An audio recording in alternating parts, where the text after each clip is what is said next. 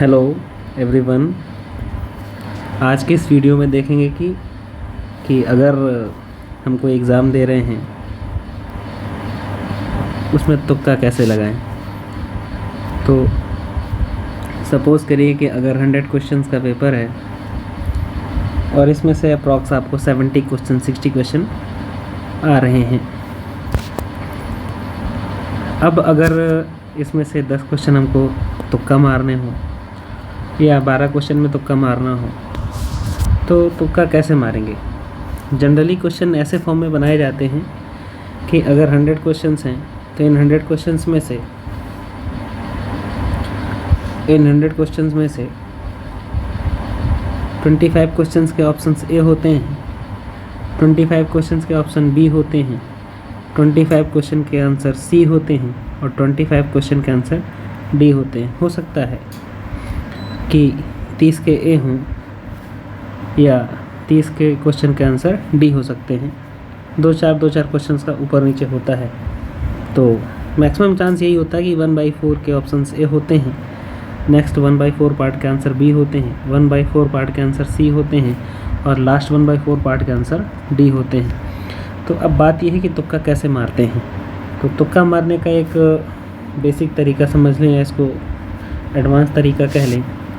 सबसे पहले देखना है कि 60 से 70 क्वेश्चन जो हम लोगों ने किए हुए हैं उसमें से मैक्सिमम टाइप के आंसर कितने हैं, मैक्सिमम आंसर्स कितने हैं।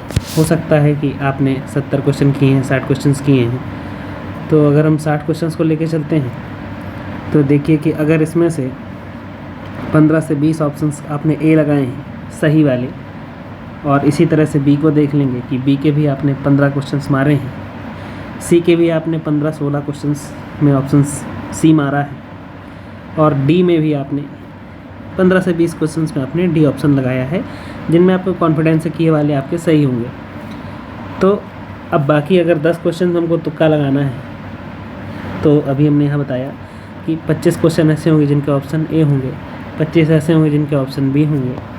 तो अब अगर 60 क्वेश्चन हमने कर लिए हैं या 70 कर लिए हैं, अब अगर हमको 10 क्वेश्चन में तुक्का लगाना है तो इस एवरेज को ध्यान देंगे कि हमने ए ऑप्शन कितने में मारा है, बी ऑप्शन कितने में लगाया है, सी ऑप्शन कितने में लगाया है और डी ऑप्शन को कितने में लगाया है। सपोज़ करें कि अगर हमने स्टार्टिंग के 20 क्वेश्चन या ऑल ओवर 20 क्वेश्चन इनमें से ए ऑप्शन को लगाया है, तो अब बाकी जो इन 10 क्वेश्चन में हमको तुक्का लगाना है इनमें हमको ए को तुक्का नहीं लगाना है, क्योंकि ऑलरेडी हम 20 को हम ए लगा चुके हैं।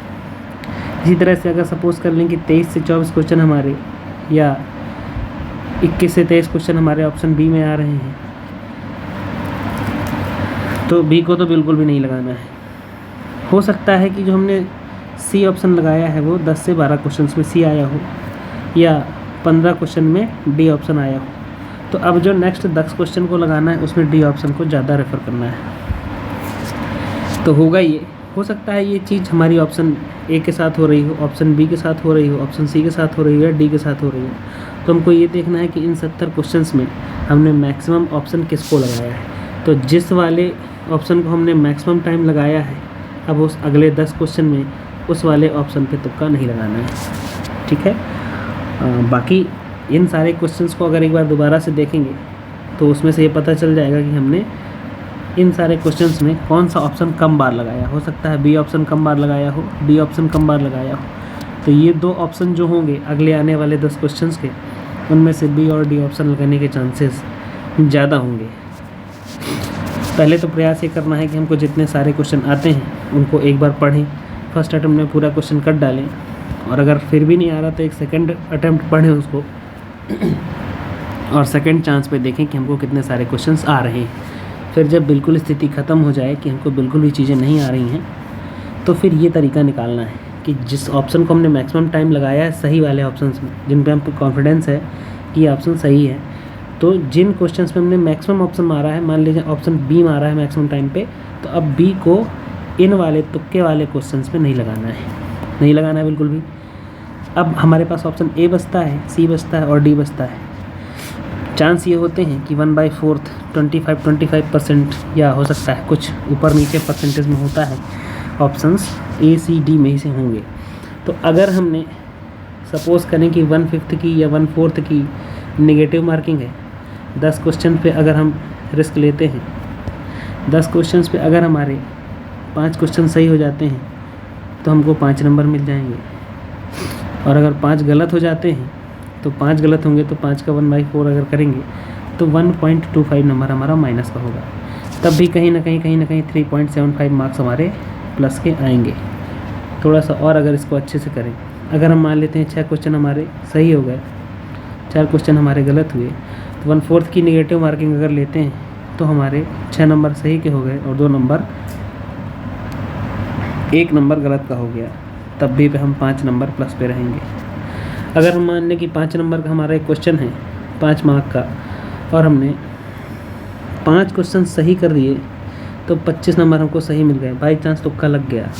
और 5 क्वेश्चन हमने गलत कर दिए तो अगर 1/5 की नेगेटिव मार्किंग है तो 5 नंबर हमारे माइनस में गए। 25 प्लस के थे, 5 माइनस का आया, तब भी हम कहीं ना कहीं 20 नंबर प्लस में हैं। इसलिए तुक्का हमको ऐसे मारना है।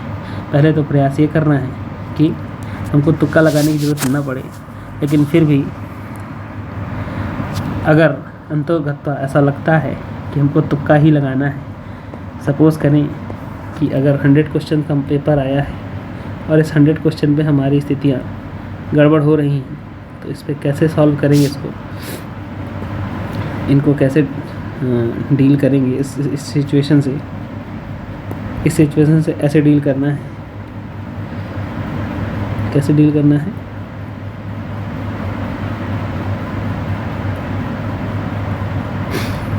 ऐसे डील करना है कि 10 क्वेश्चन का हमको रिस्क लेना है। इस 10 क्वेश्चन में अगर हम फर्स्ट कंडीशन लेके चलते हैं कि 10 क्वेश्चन में 7 क्वेश्चन हमारे गलत हो गए, 7 तुक्के गलत हो गए और 3 तुक्के भी हमारे सही हैं, तब भी 7 क्वेश्चन की नेगेटिव मार्किंग, चलिए हम 8 मान लेते हैं, 8 क्वेश्चन हमारे गलत हैं और 2 क्वेश्चन भी सही हैं तुक्के में, तो 8 क्वेश्चन की 1/4 या अगर नेगेटिव मार्किंग होती है तो 2 नंबर हमारे माइनस के हुए और 2 सही हो गए तो 2 नंबर हमारे प्लस के हुए। फिर भी हम नो लॉस और नो प्रॉफिट की सिचुएशन पे हैं। लेकिन ऐसा नहीं है कि 10 क्वेश्चन पे हम तुक्का लगाएं अच्छे तरीके से तो 8 गलत हो जाए। अगर हमारे इसमें 7 गलत हुए, 3 भी सही हो गए, तब भी हम प्लस पे रहेंगे। तो तुक्का ऐसे लगाना है, सपोज़ करें कि ऑप्शन ए है, हमको काउंट करना है कि ऑप्शन ए कितने क्वेश्चन मारे हैं, ऑप्शन बी में कितने क्वेश्चन मारे हैं, ऑप्शन सी में कितने क्वेश्चन मारे हैं और ऑप्शन डी में कितने क्वेश्चन मारे हैं। अगर ऑल ओवर क्वेश्चन का 1/4 या अप्रॉक्स 1/4 ए में चला गया है तो अब ए को नहीं लगाना है। हो सकता है डी में 1/4 प्लस चला गया हो, तो इसको तो बिल्कुल नहीं टच करना है। इन वाले ऑप्शन में कम होंगे, तो अगर इन दोनों के ऑप्शन कम हैं तो अगर 10 क्वेश्चन में तुक्का मार रहे हैं तो 10 में से 4 को आप बी मार दीजिए, 5 को आप बी मार दीजिए और 5 क्वेश्चन पे आप सी मार दीजिए। अब इसको कैसे पता करेंगे किस में बी मारेंगे और किस में सी मारेंगे, तो उस पर आप थोड़ा सा समझें इस बात को कि बी और सी में कौन सा हो सकता है।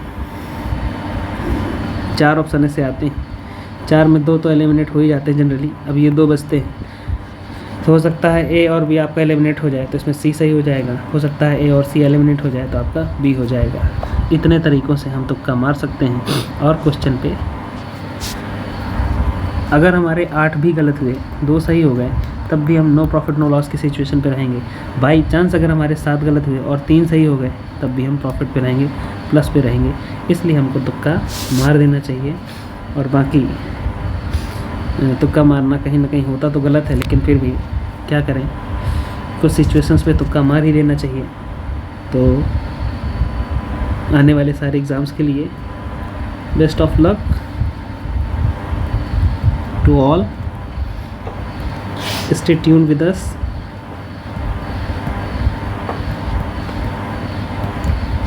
और आप सभी को आने वाले एग्ज़ाम्स के लिए, होने वाले एग्ज़ाम्स के लिए, आप जिस भी एग्ज़ाम्स में ये तुक्का वाला वीडियो देख रहे हैं, थोड़ा सा हंसिए, मुस्कुराइए, प्रसन्न रहिए और बहुत ही अच्छे से अपना पेपर दीजिए। और अगर तुक्के सही लग जाए तो हंसते हुए हमारे चैनल को सब्सक्राइब कर दीजिएगा। Please subscribe our channel, subscribe कर लीजिएगा।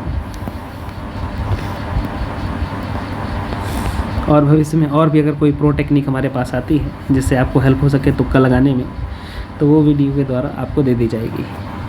Thanks for watching.